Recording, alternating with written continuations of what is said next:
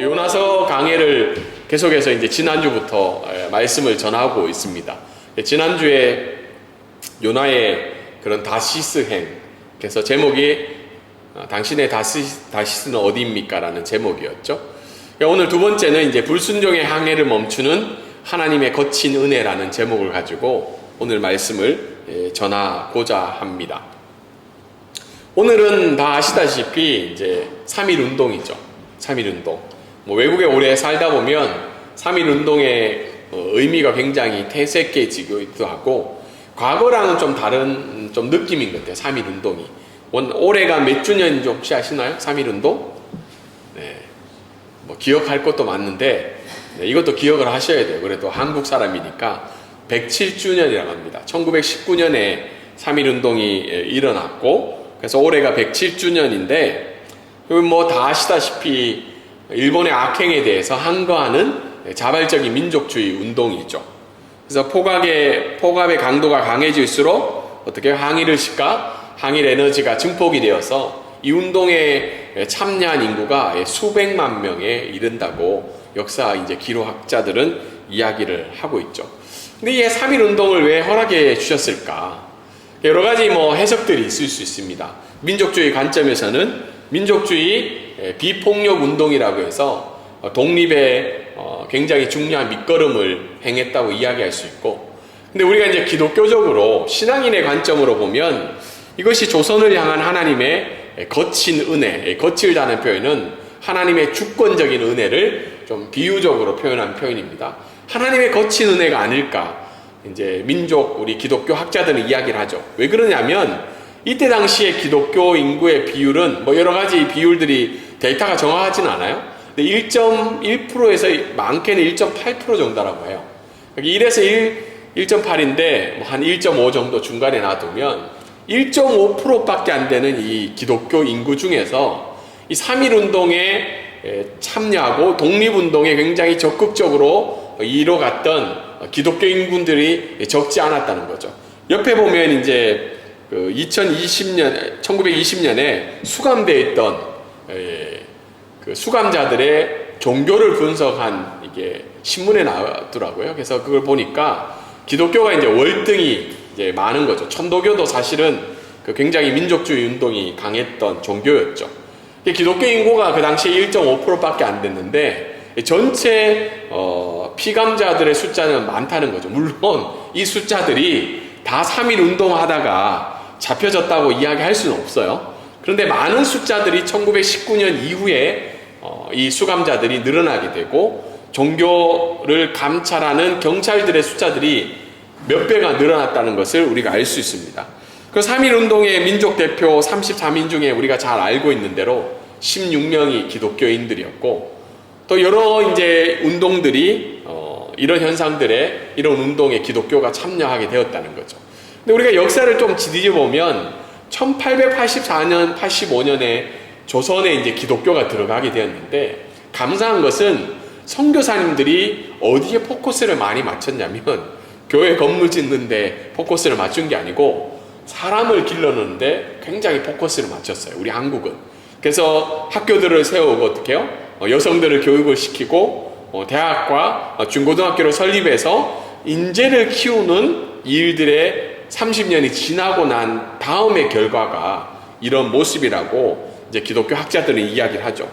그렇게 봤을 때 하나님이 왜 이 3.1 운동을 일으키게 하시고 또 여기에 기독교가 많이 기여를 할 수밖에 없었던 그것은 바로 하나님의 거친 은혜였다고 우리가 고백할 수밖에 없습니다.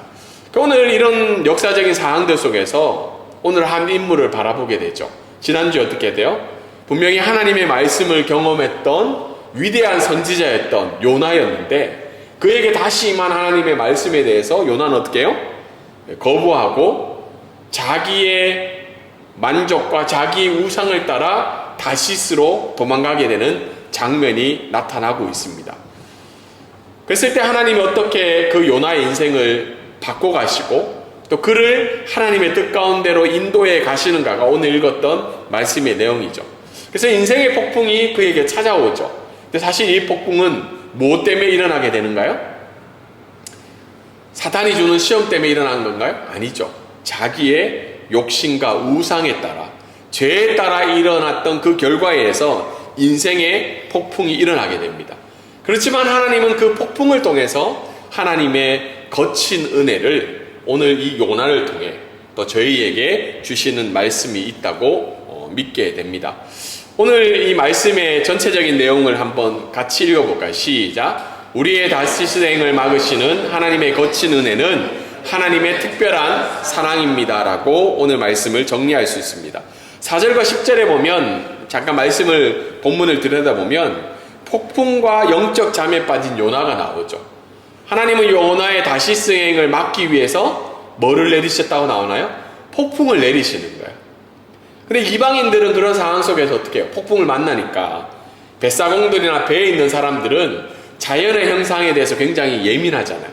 그래서 아직도 우리도 한국에 가보면 이 부둣가에 있는 사람들 그리고 바닷가에 사는 사람들은 이 정령신앙을 굉장히 깊이 가지고 있죠. 왜냐하면 자연 현상에 대해서 굉장히 민감하고 예민한 사람들이기 때문이죠. 그래서 이 뱃사공들은 어떻게 해요? 자기의 신들을 통해서 이 문제를 해결하려고 몸부림치는 장면이 나오고 있죠. 그래서 짐도 버리고 그들의 신들에 구하고 있죠. 반면에 이 요나는 어떤 상황인가요? 깊은 잠에 빠지고 있는 거예요. 이게 양쪽을 보여주고 있죠. 이방인들의 어리석은 행동과 하나님을 믿는다고 얘기하지만 하나님을 구하지 않고 영적 잠에 빠지고 있는 사람. 그리고 6절과 8절에는 이방인의 선장이 아이러니하게 이 요나를 깨우고 있죠. 요나를 깨우면서 어떻게 해요? 잠을 자고 있는 자여 일어나서 네가 믿고 있는 하나님께 구하라고 이야기하고 있죠. 참 이게 아이러니합니다. 어쩌면 세상의 어려움 속에서 하나님을 믿는 사람들이 이방인을 향해서 하나님의 말씀을 통해서 깨어나게 되는데 오히려 이방인을 통해서 요나가 책망을 받게 되죠. 일어나라. 지금이 어떤 상황인데 너 자고 있냐. 그리고 네가 믿고 있는 시대에게 빨리 구하라고. 그리고 난 다음에 어떤 일이 생겨나요? 이 일의 원인을 찾기 위해서 제비뽑기를 사용을 하죠. 누가 걸린 거예요? 요나가 걸린 거예요. 요나가 걸려서 요나에게 책망하고 있지. 이 일의 원인이 너 때문이라고. 그리고는 9절과 10절이 어떻게 돼요? 요나가 그제서야 이야기하죠. 나는 여호와를 경외하는 사람인데 하늘과 바다를 움직이시는 그 하나님을 경외하는 사람인데 내가 여호와의 낯을 피하기 위해서 이 일이 발생이 됐다고 이야기하죠. 요나가 이렇게 자기를 고백하기 시작합니다. 그러자 이방인들이 어떤 상황에 처해 있나요? 이것은 우연이 아니라 이 요나 때문에 요나가 믿고 있는 하나님의 심판으로 그들이 받아들이게 생각하면서 두려움이 생기는 장면이 오늘 말씀의 내용입니다. 오늘 말씀을 통해서 우리가 한 5가지 정도를 또 살펴보기를 원하는데요. 여러분, 항해를 멈추게 하는 하나님의 거친 은혜가 있다는 겁니다. 여호와께서 4절에 보면 큰 바람을 바다 위에 내리시며 라는 말이 있는데요. 이걸 히브리어 말로 하면 하나님이 폭풍을 어떻게 해요? 큰 바람을 바다에 강하게 던진다는 표현이에요. 그러니까 그냥 폭풍이 일어나게끔 하나님이 기다리고 있는 게 아니라 그 폭풍을 어떻게 해요? 일으켜서 그 바다 가운데 던지고 있는 장면이죠. 왜 폭풍을 바다에 던졌을까요? 요나를 죽이기 위해서? 아니죠. 요나의 어떻게 해요? 불순종의 항해를 멈추기 위해서. 다시스로 가는 그 바다의 항해를 멈추고 요나를 어떻게 해요? 깨어나게 하기 위한 하나님의 거친 은혜였다고 합니다. 우리가 지금 대부분 여기 있는 분들은 40대, 50대죠. 40대, 50대 애들은 어떤 삶의 주기인가요? 굉장히 인생의 황금기잖아요. 40대, 50대가. 그렇지 않나요? 안 그런 분도 계신데, 보통은 인생의 40대, 50대 왜 황금기냐면 30대, 20대 준비해서 30대 어느 정도 베이스를 깔고 40대, 50대부터는 어떻게 해요? 굉장히 이제 삶이 언덕으로 올라가다가 50대 후반부터 어떻게 해요? 정지가 되면서 인생의 이제 마무리를 하는 단계로 들어가게 되는 거죠. 그래서 이 시기에는 멈춘다는 것이 굉장히 부정적으로 다가와요. 그리고 어떤 일을 하다가 스탑이 된다는 것에 대해서 받아들이기 힘든, 특별히 한국 사람들은 멈춤에 대해서 굉장히 부정적인 의미가 있다는 겁니다. 그런데 하나님은 때로는 우리가 생각하지 못한 인생의 폭풍을 우리에게 던져주시면서 그 가던 길을 멈추게 할 때가 있다는 거예요. 내가 원하지 않던 원하던. 근데 그것은 하나님의 뭐라는 거예요? 정지신호라는 거예요. 정지신호. 잠깐 멈추라고. 나의 삶에 인한 결과이든 타인으로 인한 내 삶이 멈추는 사건이든 그것은 하나님의 정지신호일 수도 있기 때문에 우리는 우리에게 그 폭풍을 만났을 때 원망과 비난과 타인을 향한 불편함이 아니라 스스로에게 이 질문을 던져야 된다는 거예요. 그게 뭐예요? 이 폭풍은 하나님 보내주신 거친 은혜인가? 지금 내가 걷고 있는 길에 대한 하나님의 점검이 필요하기 때문에 그 항해가 멈춰야 되는 시간이라는 그 질문을 스스로에게 던져야 된다는 겁니다. 그렇기 때문에 모르겠어요. 저와 여러분이 지금이 제일 좋아요, 목사님. 지금이 너무 황금 기회라고 생각할 수도 있고, 아니면 내가 감당할 수 없는 인생의 폭풍이 지금 내 가운데 찾아왔을 때 우리는 이 질문을 하나님께 던져가며 나아가야 된다는 겁니다. 두 번째는 오늘 말씀을 통해서 오늘 요나는 어떻게 해요? 사공들은 두려워해서 자기의 신을 부르고 있는데, 그리고 그것을 해결하려고 어떻게 해요? 가볍게 하려고 물건을 막 던지면서 그 일을 인간의 방편으로 살아가고 있죠. 어쩌면 이 시대의 모습이죠. 이 시대의 여러 가지 문제를 해결하기 위해서 사공들처럼 이 세상에 있는 사람들은 그렇게 해결해 가고 있죠. 이 문제를 해결하려고. 근데 요나는 지금 어떤 상황이에요? 그런 상황 속에서 하나님을 얘기하고 하나님의 살아계심을 보여줘야 되는데 그렇지 못하고 어디에서 뭐 하고 있나요? 지금 배 밑층에서 자고 있다는 거죠. 영적인 무감각 속에서 그는 깊이 자고 있습니다. 저는 이 모습을 보면서 이게 우리 한국교회의 지금 모습일 수도 있겠다. 또 저와 여러분의 모습일 수도 있다라는 생각을 하게 됩니다.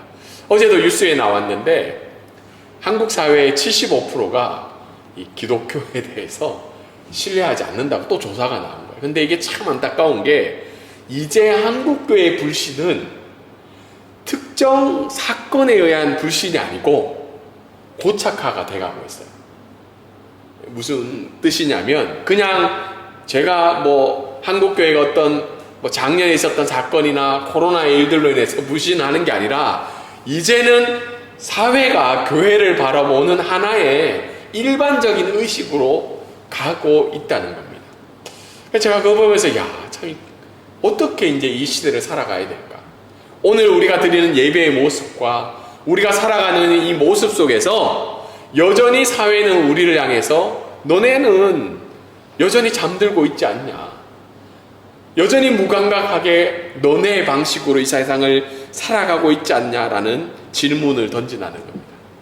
근데 이것은 노골적인 불순종보다 더 위험한 상태라는 거예요. 오히려 하나님이 폭풍을 던질 때 어떻게 해요? 나는 거기로 가지 않겠습니다. 오히려 반응하면서 살아가는 것, 불순종의 삶들보다 더 위험한 건 지금이 어떤 상황인지 깨닫지 못하고 살아간다. 우리가 뭐 잘 알고 있는 그 뜨거운 물에 있는 개구리처럼 뜨거운지도 모르고 서서히 그냥 죽어가고 있는 거죠. 나는 지금 어떤 상태인지 우리 자신을 점검해 봐야 돼. 폭풍이 다가오고 내가 감당할 수 없는 어려움이 내 인생에 찾아오고 있는데 나는 여전히 아무런 감각이 없고 하나님께 깨어서 나아갈 수 없다면 오히려 이것은 불순종보다 더 위험한 상황이라는 거예요. 근데 이런 상황 속에서 우리가 또 폭풍이 찾아올 때 하나님의 적극적인 섭리를 발견해야 된다는 거예요. 요나는 다시스로 가고 있고 배 밑에서 깊은 잠을 자고 있는데, 만약 우리가 하나님이라면 내버려 둘 것 같아요. 저런 놈이 있나. 근데 하나님은 여전히 요나를 향한 적극적인 섭리를 행하고 있다는 거예요. 4절에 보면 하나님이 왜 폭풍을 던지셨다 그래요? 잠든 요나를 깨우치기 위해서. 그리고 6절에, 오늘 그 위에 있는 6절에 보면 책망을 하죠. 선장의 직문을 위해서. 너 일어나라. 너 깨어 있어라. 그 7절에 뭐예요? 제비를 뽑게 하는데, 이것도 하나님의 섭리죠. 뽑아서 누가 걸리게 해요? 요나. 사실 우리 같으면 요나가 안 걸리게 할 수도 있잖아요. 너 한번 당해봐라. 다 죽어버려 그냥. 너 이렇게까지 나한테 했는데 내가 너를 다시 용서하고 은혜를 줄 이유가 있냐. 8절에는 뭐예요? 이방인을 통해서 정체성을 깨우치고 있죠. 너 도대체 누구냐? 너 뭐 하던 사람이냐? 하나님은 철저하게 적극적인 섭리를 통해서 요나를 깨어나게 하고 있다는 거예요. 근데 3절과 4절부터의 주어가 바뀌게 되는데, 3절부터는 요나가 주어예요. 주인공이에요. 근데 4절부터는 하나님이 주어가 되셔서 잠들어 영적 무감각에 있는 다시스로 가는 그 요나의 인생에 개입하고 있다는 겁니다. 근데 가끔 우리는 인생의 폭풍을 만날 때 우리 나를 바라볼 때가 많아요. 내가 이 일을 해결해야 되고 내가 이 일을 여전히 이끌어가고 있다는 거예요. 근데 오늘 하나님의 말씀은 내가 비록 다시생으로 간다 할지라도 인생의 큰 폭풍 앞에서 무감각하게 내 인생을 포기하는 듯한, 외면하고 낯을 피하여 잠들고 있는 내 영혼이라 할지라도 하나님은 여전히 어떻게 해요? 포기하지 아니하시고 적극적인 섭리를 통해서 우리를 깨어나고 하게 하고 있다는 겁니다. 그래서 여러분, 인생의 폭풍을 만났을 때, 인생의 어려움을 만났을 때 하나님을 더 주목하며 바라봐야 돼요. 힘들죠. 당장 내가 해결해야 될 일들이 많고 내가 감당해야 될 것들이 많고 내게 주어진 일들을 벗어 던지고 싶죠. 그런데 하나님은 하나님의 확성기를 통하여서 우리를 계속해서 깨어나게 하게 하신다는 겁니다. 오늘 요나를 통해서 우리가 또 한번 우리를 점검해 볼 것이 입술의 신학과 삶의 불순종이라는 거죠. 입술의 신학과 삶의 불순종. 요나에게 이렇게 이방의 선지, 너 누구냐? 너 뭐 하는 사람이냐? 어느 사람이냐 물을 때 요나가 자기를 어떻게 소개해요? 자기는 이브리 사람인데 바다와 육지를 지으신 그 하나님 여호와를 경외하는 사람으로 설명을 해요. 근데 굉장히 우리가 요나를 전체를 알기 때문에 좀 아이러니한 거죠. 분명히 이 고백은 틀린 내용이 아니에요. 엄청난 신앙 고백이죠. 요나의 고백이 신학적으로 완전히 완벽하지만 그의 삶의 행실과는 어떻게 완전히 모순되고 있는 거죠. 그 앞에 바다와 육지를 지으신 분을 경외한다고 말하면서 바다 위를 도망하고 있죠. 어디에요? 다시스. 다시스는 지난주에 얘기했죠. 왜 다시스로 간다고 해요? 하나님의 주권이 임하지 않는 세상 끝이기 때문에 다시스로 가고 있는 모습이죠. 앞에서 설명한 것처럼 왜 기독교를 불신할까요? 우리가 여기 예배 드리는 게 무슨 죄 짓는 일이에요? 근데 교회 가서 예배 드린다면 참 죄송해요. 기독교를 좀 부정적으로 생각하는 사람들은 이 예배 드리는 것에서 굉장히 부정적으로 보죠. 자기들끼리 제정신이 아닌 사람끼리 지금 예배 드리고 있는 겁니다. 우리는 교회 다니는 사람들이 많아서 그런 얘기 안 하지만 안 믿는 사람이 보기에는 제정신이 아닌 사람들이 비이성적인 사람들이 하는 종교적 행위로 우리를 보고 있어요. 왜 그럴까요? 결국은 요나의 모습이 우리 가운데도 있기 때문에 우리의 오늘 신앙 고백은 하나님이 기뻐 받으신 신앙 고백이죠. 시편 149편 나보다 나를 더 잘하시고 나를 창조하시고 나를 인도해 주시는 그 하나님, 주의 은혜가 아니면 살아갈 수 없다고 오늘 고백했어요. 근데 나의 삶의 방향은 그게 잃지 않아요. 주의 은혜가 내 삶을 이끈다고 우리가 고백했지만 내일부터의 내 삶은 누가 이끌어가고 있어요? 여전히 내가 이끌고 있죠. 내 지혜, 내 전략, 내 방향. 저도 이 말씀을 준비하면서 뒤돌아보는 거죠. 주일의 고백과 내 평일의 삶의 방향이 일치 하는가. 요나도 나쁜 놈이지만 저와 여러분은 요나와 다르다고 이야기할 수 있을까요? 왜 내 주변에 있는 사람들이 내가 고백하는 그 하나님을 인정해 주지 못할까요? 그것은 하나님의 능력이 부족해서가 아니라 그 하나님을 고백하고 있는 나의 삶의 모습 때문이지 않을까 생각할 수 있다는 겁니다. 한국교회가 회복해야 될 것은 예배가 아니에요. 주일날 모여서 예배를 드리고 봉사가 아니라 주중에 살아가는 우리의 모습이 변화되지 않으면 내년에도 똑같이 75%의 사람들이 기독교를 향한 불신을 가지고 있다는 거예요. 근데 참 마음이 아픈 건 다른 종교와 너무 퍼센테이지가 차이가 나요. 불교도 있고 천주교도 있고 다른 종교 있는데 기독교가 유독 불신하는 사람이 많다는 건 왜 그럴까 고민해야 된다는 겁니다. 마지막으로 십자가의 은혜, 거친 은혜를 우리가 다시 한 번 더 고백해야 됩니다. 우리 교회는 사순절을 지키진 않아요. 매주가 사순절이기 때문에 사순절을 지키는 않지만 이제 고난주간이 2, 3주 뒤면 고난주간이 찾아오고 부활주일이 찾아오죠. 근데 우리가 이거 찾아올 때 인간의 불순종과 죄를 대속해 주시기 위해서, 다르게 해서 죄의 빚을 갚기 위해서 사랑하는 독생자 예수 그리스도를 가장 잔인한 형벌인 십자가에서 죽게 하시는 것이 하나님의 거친 은혜라는 거예요. 왜 하나님이 그렇게까지 하셔야 되는가? 그냥 용서해 주실 수도 있잖아요. 안 그런가요? 우리 같으면 내 아들 죽이기 위해서까지 다른 사람 구원해 주는 게 이게 이해가 되는가요? 아니죠.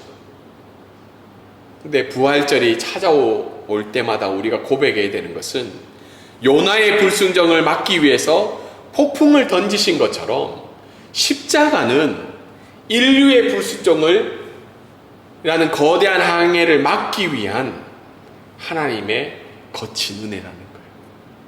그렇게까지 할 수밖에 없는 하나님의 사랑과 그렇게까지 하시면서 우리를 죄에서 구원해 주시기 위한 그 십자가의 은혜를 우리가 부활절이 찾아올 때마다 다시 한 번 더 고백하면서 나아가야 됩니다. 그 하나님의 거친 은혜를 경험한 사람은 날마다의 매일의 삶을 어떻게 살 수가 없어요. 내가 은혜 받았는데 그 은혜 갚을 길은 그 말씀대로 살아가는 길밖에 없다는 것을 아는 사람은 다시 생을 포기하고 폭풍이 찾아올 때 다시 한 번 더 그 하나님의 거친 은혜를 고백하며 나에게 주신 그 삶의 자리로 돌아가는 것이 우리의 삶의 모습이라고 생각할 수 있습니다. 말씀을 적용하겠습니다. 풍랑으로 인한 인생의 항해의 멈춤도 하나님의 깊은 사랑임을 고백하며 하나님의 뜻을 구하는 저와 여러분이 되기를 원합니다. 그것이 그 풍랑이 나의 죄로 인한 풍랑일 수도 있고요. 다른 사람이 인한 풍랑으로 말미암아 그 모든 배에 있는 사람이 그 풍랑을 겪게 돼요. 그럴 때일지라도 이 멈춤도 하나님의 은혜임을 고백하는 저와 여러분이 되기를 원합니다. 그리고 하나님을 향한 고백과 삶이 일치하게 되어야 된다는 거예요. 요나의 신앙 고백은 엄청난 고백이에요. 믿지 않는 사람들 앞에서 그 고백을 한다는 건 엄청난 거죠. 그런데 그의 삶이 일치하게 하여주셔서 다른 사람들 가운데 하나님의 살아계심을 드러내는 귀한 복된 삶을 이 한 주간도 살아가는 저와 여러분이 되기를 주님 앞에 고백하며 나아가기를 소망합니다.